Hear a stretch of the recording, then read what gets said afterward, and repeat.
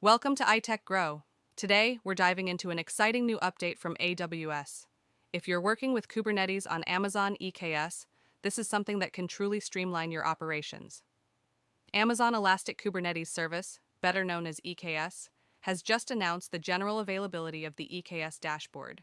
This new feature provides centralized visibility into your Kubernetes infrastructure across multiple AWS regions and multiple accounts, all in one place. That's right, no more switching between regions or accounts just to check on your clusters. As your Kubernetes setup grows, whether you're scaling up for high availability, ensuring business continuity, or isolating workloads, keeping track of everything can get complicated. That's exactly where the EKS dashboard comes in. It gives you a single view to monitor your entire Kubernetes footprint within AWS. So, what can you see with the EKS dashboard? You'll get aggregated insights into Kubernetes clusters across all your AWS accounts and regions, managed node groups, EKS add-ons, Kubernetes versions, and their support status, AMI versions for your node groups, and even upcoming end-of-life auto upgrades. This isn't just about convenience, it's about operational efficiency and governance. The EKS dashboard is a great tool for DevOps engineers, platform teams, and cloud architects. It gives you the ability to plan, audit, and manage your Kubernetes environment with more confidence. Now, how do you access it?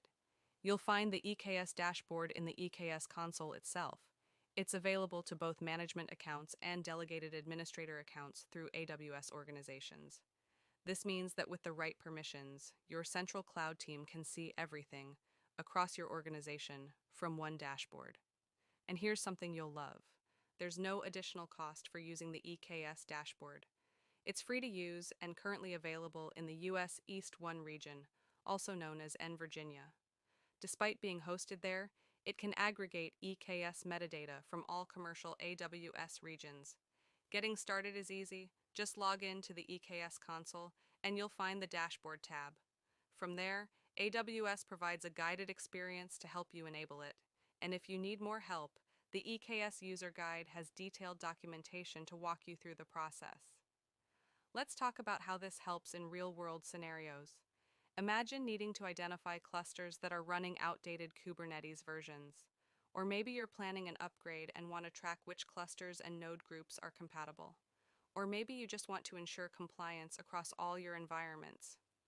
With the EKS dashboard, all of that becomes easier. This is a huge leap forward in simplifying Kubernetes management in AWS. You get centralized, real-time visibility without the overhead of manually switching between regions or accounts.